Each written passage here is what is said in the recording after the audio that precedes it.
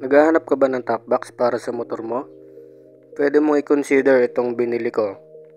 Hello guys, this is JR of JNL Vlogs and welcome po sa aming channel.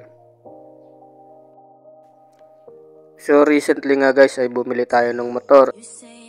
Tapos hindi kasya sa U-box yung mga gamit natin, helmet at jacket at marami pang iba.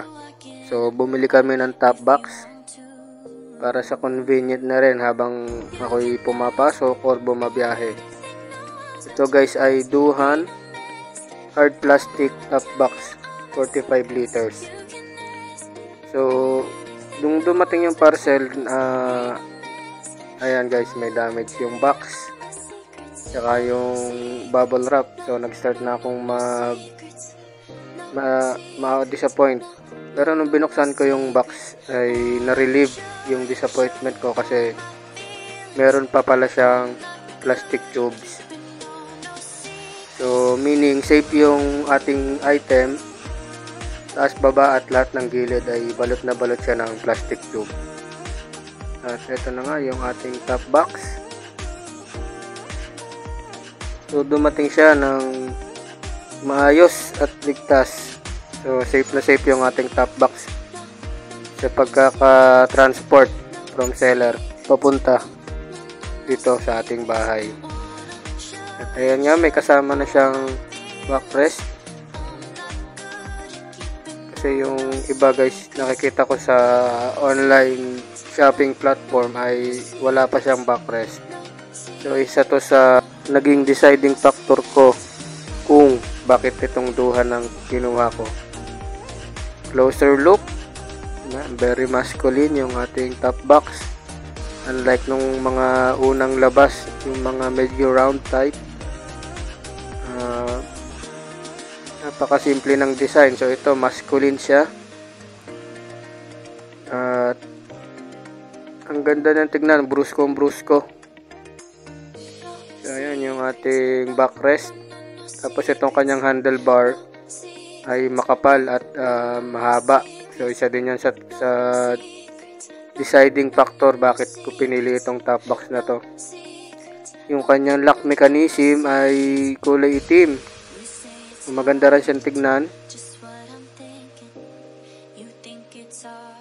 At ito yung tali dito sa cover ng ating top box. Yan yung pinaka final deciding factor bakit yun yung pinili ko. Sa price niya meron siyang tali na pwedeng umalalay dito sa cover para hindi agad masira yung ating top box. So yan yung mga deciding factor bakit yan yung pinili ko. Yung backrest, yung lock mechanism, yung pagiging masculine ng box, at yung tali sa cover. Yung leather niya guys sa loob ay maganda rin naman, makapal at mukhang luxurious yung ating top box. At maganda siyang tignan. Hindi siya basta-basta ang top box lang. Hindi tayo manghihinayang sa ibinayad natin at hindi tayo magsisisi pag ito yung binili natin. Ito naman yung kanyang mga reflectorized sticker. At ito yung free sticker galing kay seller. Ito yung mga tornilyo, tools, open wrench, tsaka allen. At yung susi. Then yung manual. So yung susi guys ay pwede dun sa lock sa base plate at dun sa mismong top box. So yan yung kanyang lock mechanism. At masyadong secured ba? Secured na secured yung ating luggage. At itong box masyadong modern or high-tech yung lock system niya. Hindi siya basta-basta, hindi siya ordinaryong locking system lang. At ulit, shout out sa AJ Motor Parts. So very satisfied po ako sa inyong product at i-recommend ko siya sa mga kaibigan ko. So, install na natin. Medyo nahirapan lang ako dito guys, dito kasi yung ating heavy duty bracket ay parang hindi talaga siya pang click.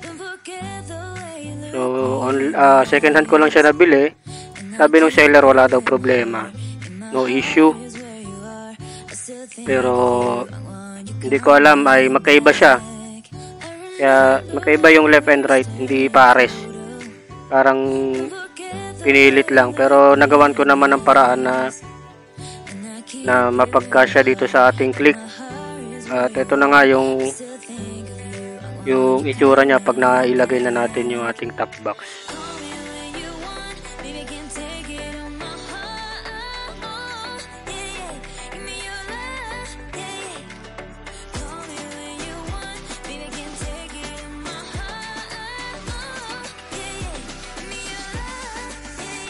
So dito na tayo sa pinaka finishing touch, yung kanyang reflectorized sticker.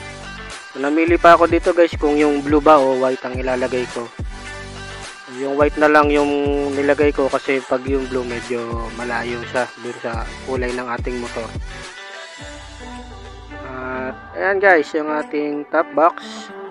Ito ay Duhan hard plastic top box 45 liters. At pasuyo naman guys, paki-comment naman kung ano bang downside nitong ganitong bracket. Ano bang mas maganda, yung ganito o yung monorack na lang.